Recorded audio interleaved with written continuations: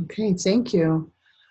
Hello, my name is Dawn Cerise, and I have a view on Saturn Pluto that is possibly not new, but it's unique in that I haven't heard anybody else presenting it this way lately. And I've been listening to everybody because it is so intriguing. So, uniquely Saturn Pluto, an intriguing new view of the Saturn Pluto synodic cycle for 2020. So my goal here is to present another way of looking at the synodic cycle overall, not just Saturn Pluto, but this one will be specific to that. I'm always one to delve into these things more deeply than perhaps some others, or take a strange twist on it. But I learned this somewhere in between reading Robert Blaschke, Astrology, A Language of Life, volumes 1 through 5, I think it is. And then Nona Gwynn Press's New Insights into Astrology, which was incredible as well. Both of them. I can't say if it was in one book or the other. I don't remember where I read this, if I read it, or if I just came to it while I was reading about synodic cycles. But someone will be sure to tell me if somebody else had presented this. I don't think it's new. But the way I look at it, as when we are reading a synodic cycle, just as we define a chart as a whole and the aspects within it, we need to look to see if the synodic cycle from one to the next is expressed through an aspect. That, I believe, will help us to understand the tenor and tone of that cycle and that period in between the two, what we may expect, the tone of what we may expect. I believe that this is the purpose of our existence, is to learn and to understand the energies and the nature of them. It can only help us make it through these things, these times, which are crazy. So Saturn in Capricorn, everybody understands doing it over is not really necessary here, but Saturn in Capricorn is dedicated and reserved, responsible, a leadership position, generally speaking, or seeks to express that way. Saturn in Capricorn is cautious, inhibited, restricted, control, being a focus, but also being somewhat controlling or being controlled. And Saturn in Capricorn is expressed through practical laws and rules. And Pluto in Capricorn is forceful and conquering, can be liberating or enslaving, rebuilding, mission-oriented, tends to be a one-track mind, obsessive, into control as well, and powerful, underworldly. Stephen Forrest said that Pluto in Capricorn is expressed through projects, vast and noble undertakings, constructions of epic proportions, a passion for efficiency and organization, and a sense of the long view, effective leadership. And I can see a lot of things happening that way in the world at this time. So I think it's apropos of where we are now. Similarities between the two are the control theme, karma, inexorable and seemingly insurmountable force can come from both of those. So blending the two together, I'm going to read, and it can be read in 1,000 ways, right? As many readers, as many charts. There's too many ways to go about it when you have countless possibility of aspects to it, degrees held by it, that kind of thing. But it's dedicated and detailed mission, painstakingly planned, to overhaul and rebuild current laws, replacing them with appropriate restrictions within practical, responsible parameters, checks, and fail-safes. Through Capricorn, I'm seeing that this would be along the lines of a more outward focus, being, the 10th to the 12th house. It's a collective, a more collective focus. So I see it as a revolutionary overthrow of the entrenched status quo. Pluto is death and rebirth. It's going to die. So, of course, like I said, too many ways to read it. Everybody will apply their own reading to it, but that's the way I go about it. Hi, Carolyn. So Saturn and Pluto chart, this is the moment that Saturn by the second passed Pluto. And that's January 12th, 2020, as we know. And that was at 22 Capricorn 46 plus, a cardinal conjunction. And that is, how are we going to express these two energies cohesively? How are we going to blend these two together and look to do that in a positive and constructive way? How are we going to pull those two heavy hitters together and make good use of them rather than have them rough us up and toss us out? So we need to focus on that. And the way to do that is just to read the chart, focus on the chart and see what it's trying to tell us, and then move through the cycle that way. So I look at this chart and I see that it's a lunar bucket, with the rims of the bucket being Mars to Uranus, interesting enough, and the handle of the bucket being the moon. The moon in Leo is an interesting expression in and of itself. Very much looking at this from Washington, D.C., we can see that Saturn Pluto is in the 10th house for Washington, D.C. So not only is that moon in Leo the handle of the bucket, it's also the focus of a yod from Neptune to the midheaven. A lot of people won't use the angles in a yod. I do. I like the message. I like to read as much as possible. I dig in. I just do. So it has a lot. There's a lot here in this chart. And the moon is pulling a lot of focus. The moon, being from Washington, D.C. here, for me, is the public.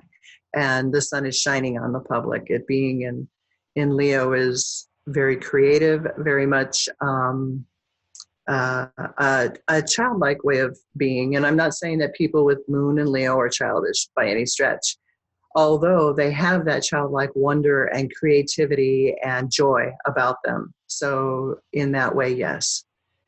This chart also has Chiron as the skipped step, being 7-ish degrees out, resolving through the south node at 8 Capricorn there. So Chiron's skipped step is talking about how we're going to be healing. And the lunar yod, the lunar bucket, moon in Leo, is going to be expressing or manifesting through our efforts. As a collective people, we need to understand that we need to have our joy, and our creativity is our strongest asset. And it can see us through trying times, indicated by Mars being at one end of the bowl or the bucket, and Uranus being at the other end. The moon in Leo as the handle of that draws a beautiful focus. You know, how are we going to use our positivity, our collective joy through these times, as they may be difficult, but they can be joyous as well. So that's just a brief overview on that, but we are, I'd say, even with the news today, being directed to serve each other, to look out for each other, to take care of each other, with that Chiron being the skipped step. Taking care of each other would be a good thing. And the degree occupied by the Saturn and Pluto conjunction is a Capricorn 23, a soldier receiving 2 awards for bravery in combat. This degree in and of itself speaks to the Mars-Uranus being the edges of the bucket. And that is the reward offered by society for the fulfillment of individual responsibility. The fact that 2 awards are emphasized here makes us believe that this may refer subtly to the recognition by the community by the overall collective public, that whether or not this person succeeded or failed, one individual who discharged his duty nobly under unusual circumstances is entitled to the respect and appreciation of the collectivity he served so well. What is implied here is constant give and take between society and the individual person. So each one should be able to trust the other. That would be crucial, right? Could we make it that way? So the key word here is recompense, or a compensation for a well-done performance, a balancing of accounts, making sure that the soldier receives his recognition and reward for that service.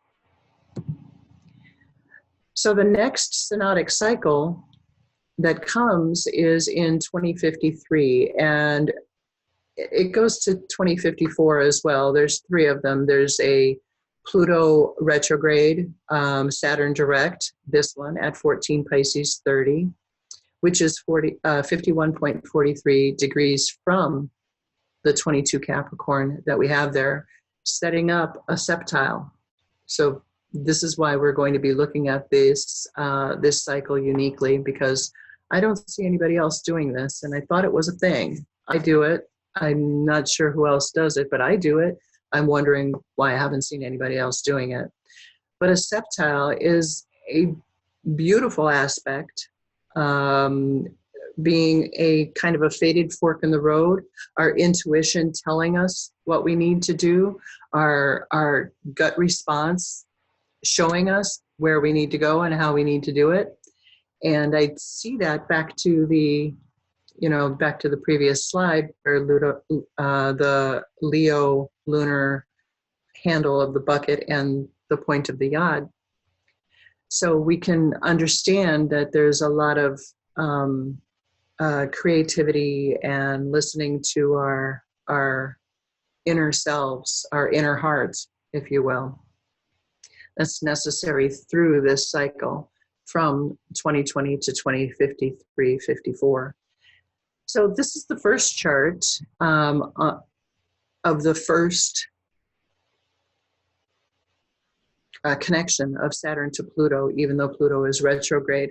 The next one shows that both Saturn and Pluto are retrograde, and then the one after that, I believe they're both direct. So at that point, some might say to look at the last one. I look at all 3 of them, really. It might be too much, but I'm just going to gloss over them just to present the whole way I do it. This is how I do it. So Saturn to Pluto, RX, retrograde at 14 Pisces 30, and that's June 16th, 2053. So we have Pluto retrograde leading a locomotive chart, going from Pluto all the way over here to Jupiter. So Pluto in Pisces all the way to Jupiter in Libra, and the conjunction, of course, of Saturn to that locomotive, making it a superpower locomotive, right? Jupiter is retrograde as well, and forms the caboose. This chart is balanced in the modalities and such. It's mutable air, being slightly more toward mutable air. There's a balsamic moon. It is actually squaring the conjunction of Saturn and Pluto, if you can see that right here.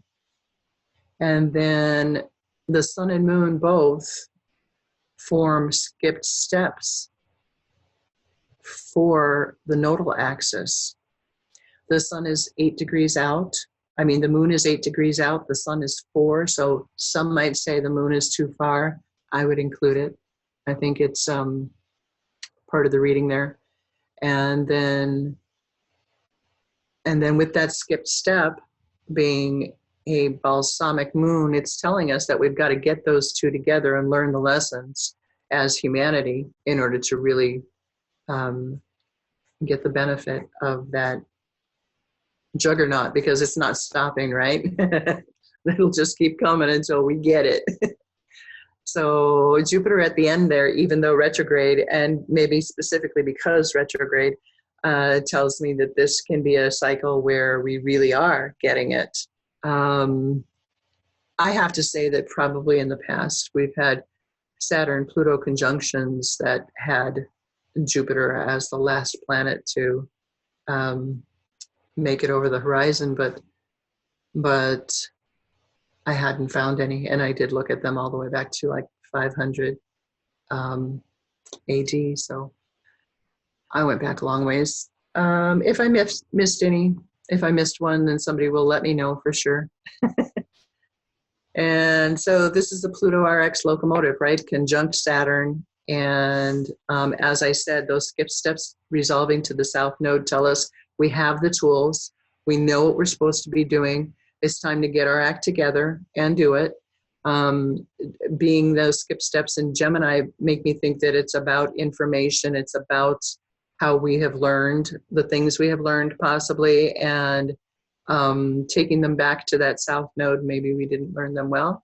Maybe we need to relearn, is what I'm thinking off of this. Also noting here that Venus is out of bounds and drawing focus being in a trine to this Saturn Pluto, which with Venus being in Cancer like that, I think she expresses very nicely. And being out of bounds tells me that she's got a lot to say. So perhaps women will be kind of not behaving in the normal way and have a lot to say about what we're doing in that cycle for those 30 to 40 years that it tends to take.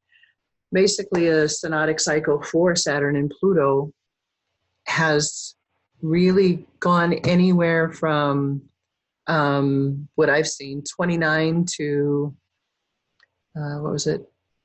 85 degrees, 29 to 85 degrees spread through the chart. I don't know if it's gone further, and none of the charts that I saw, I didn't see that, but that type of a spread. And it's taking anywhere from like 30 to 40 years to do so, to come around. So with this being the retrograde, where they're both retrograde, is kind of the mid cycle, mid, what would you call it? I don't know. The middle flow. You know, it just adds a little more to the recipe. I noticed that the sun has come to where Venus was in her out of bounds status on the last chart. I noticed that that's where the ascendant is as well. And putting the sun just above the horizon like that is a good sign to me. It's virtually the same chart, right? There's a little bit of difference, but you know, we've still got the locomotive with Saturn, Pluto leading, and Jupiter picking up the caboose. It's a cardinal water sign. Mercury is stationed direct and is in Cancer. And it's an intriguing chart, but speaking back to the first one very strongly, with that sun shining right on where Venus was, gives me an understanding that that women will be leading the way somehow, at least not behaving the way they usually do or traditionally, historically have. So the final Saturn-Pluto synodic cycle, the next one coming up after this one, again, it's still a septile away, right? Each of them were. It's a Uranus retrograde locomotive in mutable modality with Mars out of bounds now. And Mercury, Uranus, and Neptune are all retrograde. So I'm working off of the first chart. I believe that for me, that's the way I do it. Others may do it differently, but I work off the first time they come together, even though Pluto was retrograde. They're both direct here. They're not necessarily leading the way this time, but they are in a square to the moon, which is easy enough to do, right? I mean, the moon is all over the place. But focusing on this chart being in Washington, D.C., saying it's telling me that we have a more internal focus, more seeing to our own business a little bit, it seems to be, just because it's all in this quadrant here, right? You know, well, not all, but so much of it, such a large focus, right? And then putting the node at the midheaven seems to be a fine indicator of having found the way forward. And I like that and I appreciate that. But the degrees, there are 2 degrees covered. It's the 14th and the 15th degree. And the 14 Pisces degree from Dane Rudyard is a lady wrapped in a large stole of fox fur. The use of intelligence and mental subtlety as a protection against storms and trials. Speaking right back to that, we've got to use our minds on this, right? We've got to use what we have to protect us. So coming just after the preceding symbols is the 4th stage of a 5-fold sequence, which is usually related to some kind of technique. This symbol may at first seem irrelevant. The key to its interpretation, missed by the commentators, whatever commentators he's referring to, I'm not sure, is fox fur. So the key to the interpretation here is fox fur, it being protection, right? In symbolism and mythology, the fox is always a clever and subtle animal. It always represents the intellect at its early stage of cunning. In a broader sense, it also refers to intelligence, considered as the ability to adapt to any and all life situations, which is key to what we need to be acting on here. So spiritual will and the ability to stand in facing tests are necessary, stand strong in facing tests, right? Are necessary in any crucial or challenging situation that an individual meets within a power-oriented group. But the sword-like will often has to be shielded, and intelligence or acumen can be the most precious help in danger. It is a personal, for example, animal or instinctual shield, perhaps even a camouflage. It hides the central will, but it keeps the individual from unnecessary hardships. What we see symbolized here is a self-protective way of meeting the inclemencies of weather, actual or psychic, which abound as one leads a life consecrated to a vaster whole. For this very consecration arouses strong enmities. So when we start living for each other, we start being more service to other rather than service to self, as we've been through that 1,000 years of the 1000s being under the 1 number. Again, my numerology comes in, but we've entered the 2s. Now we have to start thinking more of others. Stop being so self-oriented, right? The collective will fail if we continue down that path, for sure. So, which abound as one leads a life consecrated to the vaster whole. For this very consecration arouses strong enmities. So, anyway, I just said that. So unnecessary risks are forbidden to the initiate, for the security of the brotherhood might be endangered. The need for protective shielding is imperative, and glamour can be an effective shield. So that it tells me a lot. If you have a mind toward what goes on in the government currently and has been going on, then this degree seems being the finalization, this being our septile fork in the road, tells me that it closes off very well. Now, this is the degree of the first synodic closure to this cycle, being that it was at 1430 Pisces. So that would read as 15 Pisces. This degree right here set the tone for the closure. The degree that I just read was added support for it, is the way I read it. So an officer instructing his men before a simulated assault under a barrage of live shells. The keynote being the need for thorough rehearsing before any complex and inherently dangerous social ritual in which power is used or evoked. In this 5th symbol of a series dealing with the confrontation with superpersonal group or occult power, we see a picture which once again synthesizes what the 4 preceding symbols have implied rather than stated. In social life, as well as occultism, conflict is always to be expected. One must prepare for it. At the close of the great cycle in the zodiac, the sign Pisces, a deep-seated struggle is inevitable, at least to some extent. It can be a struggle against the ghosts of the unfulfilled past, the unlived life, or a confrontation with accumulated and often eluded karma. Indeed, Pisces refers to a period in the year during which many generals and admirals have been born. The rules of the game, at least in traditional forms of warfare, can be known. One may have to rehearse the dangerous play, just as our astronauts endlessly rehearsed every step in the moon landings. Individual rashness cannot be tolerated. Even a deliberate sacrifice must play a well-conceived part, like the sacrifice of an important piece of a game in chess, in a game of chess. Sorry about that. This is the last symbol in scene 23. The entire scene dealt in various ways with the process of integration of the individual into a social whole, a community, and a cult brotherhood. A concluding keyword could be valorization. The concept of group value dominates the entire scene. So valorization, being valorous, right? Being recognized as valorous.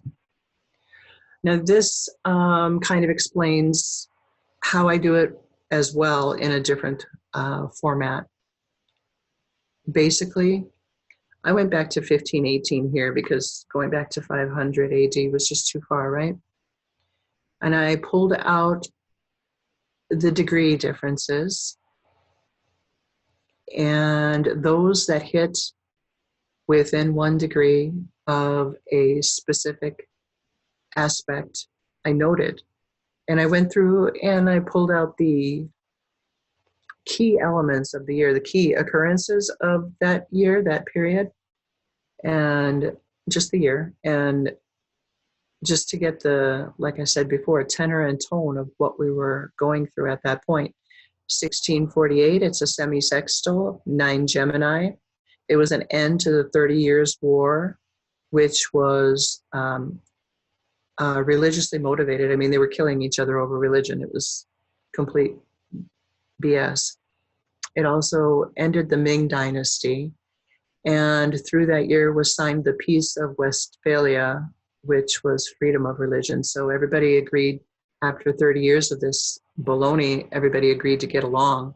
And that these 3 things read as a semi-sextile. It's an opportunity, right? An opportunity that really has to be acted on. And I'm not sure, I didn't dig into the Ming Dynasty, but it ending means another dynasty started, right? And I don't know what the difference was between those two, but I just wanted to center on the opportunity that was brought about by finally ending that 30 Years' War and the Peace of Westphalia, bringing about freedom of religion. Everybody agreed to let, everybody be who they were. So the next one down here that I had an aspect for, this was too wide, right? 34 degrees, too wide. 51 degrees being the septile, again, Spain and Britain had a war. And when Spain lost that war, they gifted to Britain the US slave trade, which was not all that humongous at that point, is what it looked like. Kind of like that was Britain's spoils of war. But it became huge after that. It slowly started to grow. So what we had here, it was also the end of the Great Northern War plague. The plague had ended at that point, and it was, kind of a fork in the road, because the septile being the fork in the road. Spain giving over the US slave trade to Britain gave Britain even more power than they had over us at that point. it wasn't a positive fork in the road. I didn't see it that way. So then the next one was a square, 89 degrees difference, 1 degree from 90. Square, Britain's Iron Act. Britain enacted, it was 1750. And Britain's Iron Act was basically, they took it from America, where we couldn't create things out of our iron. We had to ship our iron to them and elsewhere to be creating, manufacturing specific items. So it was okay for us to dig iron, but we couldn't make anything out of it in order to better ourselves and increase our manufacturing capabilities. They didn't want that, so they held us under control. Very much square oriented, to be fighting, conflicting, trying to take power over others. And Georgia, through the U.S., through Britain, the Georgia, what do they call that, area? The area of Georgia was quite large at that point. It wasn't just what it is now. And they had had a ban on slavery, where while people did go against the law, there were, I read about this, there were 400 slaves in Georgia at the time. But by this next cycle coming along, by 1790, there were 29,000 slaves in Georgia alone, which is horrible when you think about it, you know, but definitely fitting into the square, isn't it? And then on a positive note, the Louvre was built, but I wonder, now I hadn't dug deeper on it. There's only so much I can cover in this, right? But the Louvre being built, I wonder if there was some significant difficulty in that being built, because it was finally open at that point. So then I didn't have any aspects through here, but then here I have a semi-sextile again, and another one right after that, 29 degrees and 31 degrees. The semi-sextile here in 1883 at Anaretic Taurus brings us the Brooklyn Bridge, open for passage. Edison installed overhead lighting, which would create a vast difference in the way you could handle something in a factory, right? The amount of work that could be done, everything, just changed everything, right? The U.S. Civil Service was created, and Mayo Clinic was created because something happened to kind of, it was an opportunity out of a kind of a tragic situation that Mayo Clinic had to be brought up in Minnesota, I believe that is. And then the next one, the semi-sextile here as zero Cancer, just 31 degrees later. The U.S. Coast Guard was created. Typhoid Mary saw her opportunity accidentally, and typhoid saw its opportunity, I should say. But out of that came the understanding that people could be completely asymptomatic of an illness and still be delivering it. And then Babe Ruth hit his first home run for the Red Sox, I think it was. And Einstein delivered the first part of his theory of relativity. And Lyda Conley stood before Congress as a Native American woman, as a female lawyer in 1915. Now, for me, I think that's amazing. As a Native American and a woman,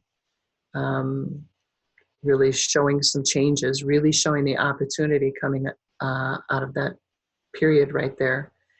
And we know when we just look at the years here that from 51, okay, yeah, we did have the Civil War in there, but these are some major changes for our country, and actually probably for the world, but definitely for our country in this period here.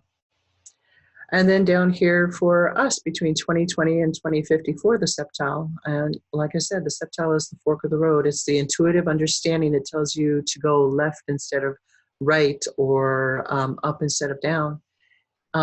It's a choice to be made, and I am wondering, will we heed our higher selves, as seems to be shown in some of those charts that we just looked at. So this is these that I just read, the later cycles being mapped out on the zodiac. Just briefly wanted to touch on that. 1915 was here at 0 Cancer, and then here at 13 Leo is 1947, 1982 at 27 Libra, and 2020 here at 22 Capricorns. 2054 is at 13 Pisces, and it's actually 1430 Pisces, but I just put in the end one, the finalization of that. And then in 2086, it's at 19 Aries, which is a decile. Now the septile, a fork in the road, uniquely inspired. And the decile secures a unique tendency, or it is a final flowering of a gift, a talent that's already realized in a person. So again, with opportunities. These are what our lauded, applauded, and revered members have said about the septile and the aspect and what it is, members of our astrological community. Dane Rudger, John Addy, Bill Tierney, David Cochran. I admire these guys.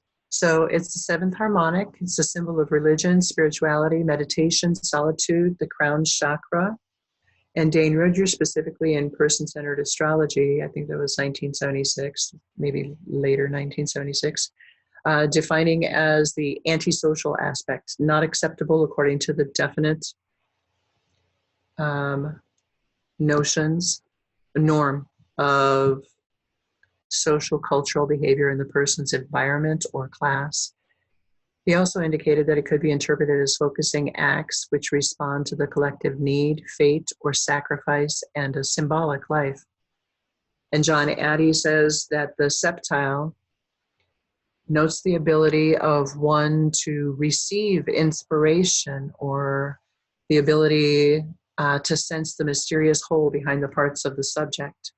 And Bill Tierney, in my Dynamics of Astrological Analysis, defines it as not a very sociable aspect, a composite of the principles of Saturn and Neptune with shades of Pluto, with a higher expression of seventh house definitions such as marriage, cooperation, and partnership.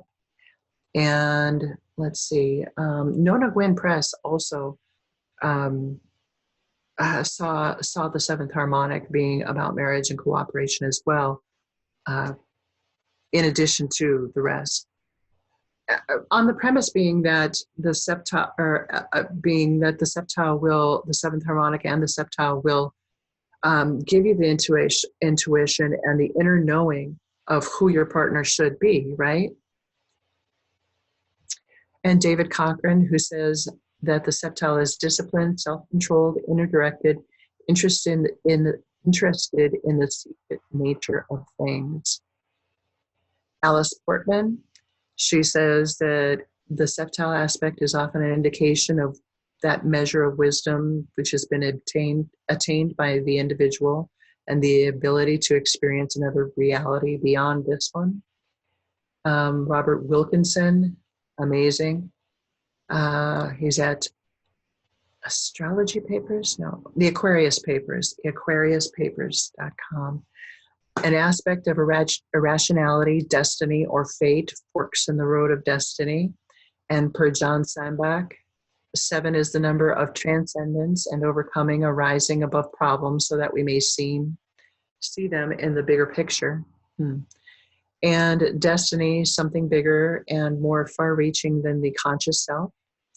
Waybread on Astrology Weekly Forum says septiles seem to relate to the ability to experience a reality behind reality.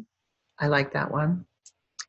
And I don't know how to say this person's name, but they're out there on the web saying that the septile is irrational energy, somewhat sacred and holy energy, powerful and implying cosmic intervention and nonconformism. I like this. Potential to rise to occasions, to bring something extra out and to add something to a situation which it beforehand lacks. Irrational relations between our underlying nature and our destiny. Having some affinity to Libra, to the cardinal signs, and to Saturn. And per Astro Wiki, spirituality, inspiration, be it religious or artistic. Now, these are the septiles just around the zodiac as they would sit. And that's, enough right there. Nobody needs to spend any time on that. But you'll be able to slow this down and read it if you like to. Let me try to move this. Per Dane Rudgier, the septile indicates the direction in which the individual is led to his destiny by some outstanding achievement or compulsion. Spiritual, I can't move this. There we go. Spiritual compulsion. So, and I say that the septile is seemingly imperceptible source or force within us, informing us without logic which way to turn, how to get home, how to move forward, and the best path to take. It's the heating of our soul to resonance with our higher self's instruction on our correct karmic path of growth through experience. So this current synodic cycle for Saturn and Pluto starts here, and then every septile going around hits these points. If you find these at points that are important to your chart or those you love, I think that it would behoove you to check out the chart from the first, from the January 12th, 2020, and to see how these transpire through the coming 30 or so years, 33 years. So that's at 22 Capricorn. The opening septile is at 14 Pisces. The opening biseptile is at 5 Taurus. The triseptile opening is at 27 Gemini. The closing triseptile is at 18 Leo. The closing biseptile is at 9 Libra. And the closing septile is at 1 Sagittarius, back to 22 Cap again, right? So check those out. And for instance, I have 5 points activated here in this synodic cycle, being the septile from 22 Cap to 14 Pisces. And as Saturn goes around the chart, see, a synodic cycle is very straightforward. I didn't explain this at the beginning because I didn't think I needed to, but I might. Synodic cycle is when two planets come together, or the lights, right? The luminaries, when you're looking at the synodic cycle, say the progressed new moon or something like that. So when Saturn, which takes 29 years to make it around the chart, meets up with Pluto, which takes 248, you know that Pluto's only going to go a little bit of his full cycle, but Saturn's going to go the whole way around to match up with them. That's also why there's anywhere from 30 to 90 degrees, being the difference between the two, which is what I was showing previously on the historical entry. So my fork in the road, recently a dear friend of mine suggested that I list my Google business, and I did. And I started making some contacts, very interesting for me, very cool. And a lot of people don't know this, but I'm an ordained minister, and I put that out that I would like to officiate weddings. It'd be something that'd be, so good for my heart and soul.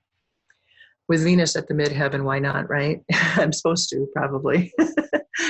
But definitely would love to be doing that. And so I hung my shingle out there, and thanks to my dear friend who kind of gave me a little boost to do that. So this is kind of a deeper way of going over what the synodic cycle can do for a person.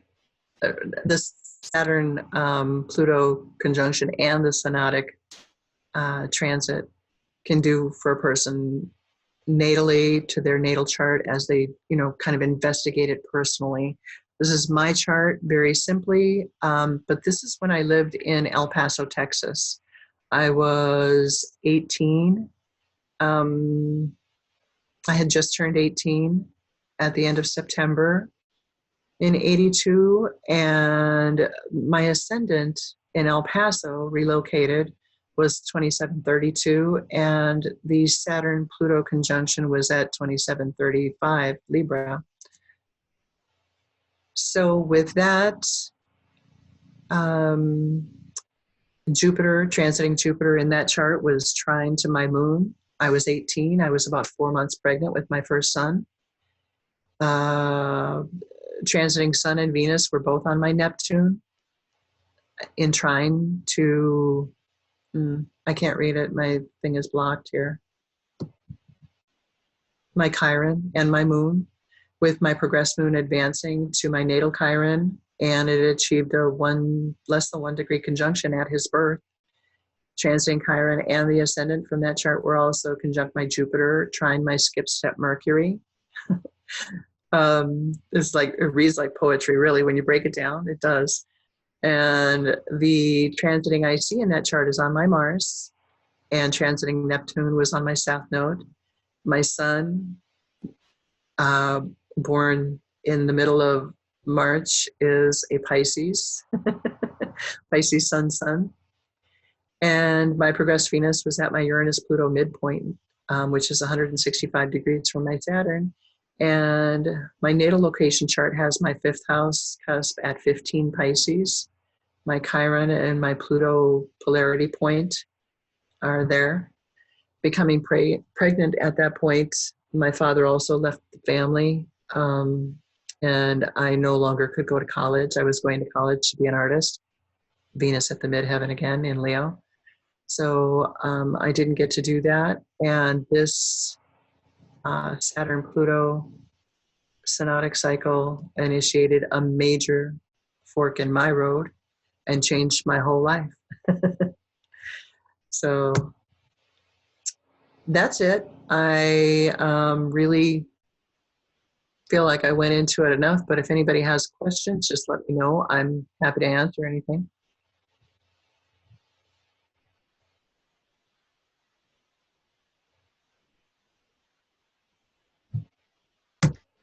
Nope. And if not, go ahead. I'm sorry, if not, that's great too. Here's all my my references, links, and sources. I have to tell you, a lot of people have written about the septile, but intriguing aspect. Did anybody have questions, comments, concerns? Okay, what if a partner has, all of those highlighted, the 14 Pisces, the 27 Gemini, 18 Leo, 1 Sag, they're all making conjunctions to Sun, Moon, Pluto, and Ascendant. How can you capture in a nutshell what this person, the purpose of this person over the next 30 years? So their purpose over the next 30 years, I would need to dig into the charts themselves. I understand that we've got Sun, Moon, and Pluto, you said, I think, Yes, on yes, being activated by the septile aspect. Yep, all of them, yeah. Because it's a septile aspect, because it's Saturn, Pluto, so Saturn automatically kind of has the tenor of the septile anyway, right? Mm-hmm. And Pluto meaning it's time for some transformation, time to kind of overthrow the old way we've been doing things. And I would apply that specifically, if it's me reading it, I would apply that specifically to the way he expresses his ego self, his son, his physical self. the moon. I believe EA astrology uses the moon as the ego, but also, you know, it's the internal kind of World. wounded child aspect kind of thought, you know, his creativity is his moon, his way he deals with women. Okay. So you're looking at them separately, and yeah. I would have to see the chart to know how else to do it. So it's an overhaul. It's a fork in the road. It's something new beginning. Yes. Something, and Yes. as you said at the beginning, it's revolutionary. Right. Uh-huh. And this person, to have all that, I mean, I just showed you what it did when I had all that.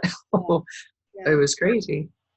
Oh, excellent. Well, thank you so much, Dawn. Do we have You're any questions?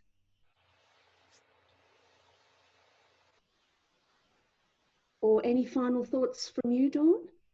I do. I just want to say, Linda, thank you for, you know, having and keeping and maintaining the platform for everybody to be able to come and put that out, put anything out that they find important. And I do want to ask you, Linda, you know a lot about astrology. You've been doing this for as long or longer than I have. And honestly, have you ever heard of anybody looking at the synodic cycles through the aspect? I don't know where I learned it or if I learned it from somebody and it just came to me while I was. No, never. But Okay. it sounds like something I would do, because I'm very unusual as well in my approach to astrology. I do all these crazy things, and it's so much fun, and there is something to it, definitely, definitely. But I've never heard of it, no. Okay. Yeah. Well, I can't remember if I read it from Robert Blaschke or Nona Gwynn Press, or if I just came up with it when I was reading through their books, which I always recommend. I mean, they're amazing, amazing volumes. So, Well, I love it because I've always wanted to do more with synodic cycles. I just thought, well, you know, they just looked at individually, and there's no connection from one to the other, or very little. And I love what you've done today. It's fantastic. okay, good. Thank you so much for allowing me. Thank you. And I'm going to unmute everybody. Would you all please thanks Dawn, Cerise, everybody. Thank you, Dawn. Thank you. Thank you. Thank you. I'm sorry I came in late. I don't know how to do this yet. It's okay. We're all learning every day. Yeah. Yeah. Thanks for all. Thank you all so much. Thank you. Bye, everyone. Bye.